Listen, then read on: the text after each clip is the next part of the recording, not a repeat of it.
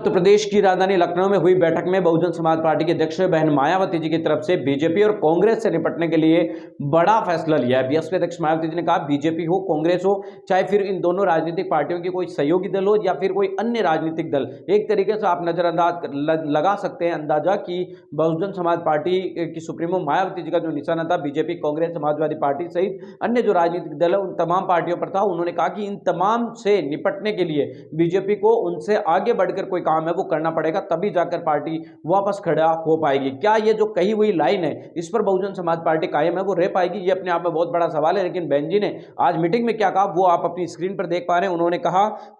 कि बसपा व उसके आत्म सम्मान एवं स्वाभिमान मूवमेंट के हित और उसे आगे बढ़ाने की लड़ाई को अब बीजेपी, कांग्रेस सहित अन्य उनके समर्थक दूसरी पार्टियों की बड़ी चुनौतियों का सामना करना है, जिसके लिए संघर्ष को भी उसी बड़ी स्तर की तैयारी करनी होगी, वरना ये विरोधी लोग किसी न किसी प्रकार से चुनाव जीतकर बीएसपी पार्टी व मूवमेंट को आघात पहुंचाते ही रहेंगे। ये बहन मायावती जी ने अपनी तरफ से प्रतिक्रिया दी है। तो यानी बहन जी ने कहा कि अगर बीजेपी, कांग्रेस और अन्य जो पार्टियां हैं उनके मुकाबले की तैयारी नहीं करेंगे तो फिर ये पार्टियां हमें कमजोर करती रहेगी और बहुजन समाज पार्टी के मूवमेंट को नुकसान है वो होगा। ऐसे में तैयारी भी और संघर्ष को भी उतना ही बड़ा करना होगा जितना ये लोग षड्यंत्र रचते हैं। तो अब ये अपने आप में बहुत बड़ा सवाल यहां पर खड़ा हो जाता है कि बहुजन समाज पार्टी की सुप्रीमो मायावती जी ने जो ये लाइन कही है कि उनके बराबर संघर्ष या उनसे बड़ा संघर्ष करना पड़ेगा तब जाकर हम वापसी करेंगे, तो क्या बहुजन समाज पार्टी कोई बड़ा मूवमेंट यहां पर करने जा रही है? क्या बहुजन समाज पार्टी कोई आंदोलन खड़ा करेगी या फिर इस तरीके की कोई रणनीति जो है बहन जी के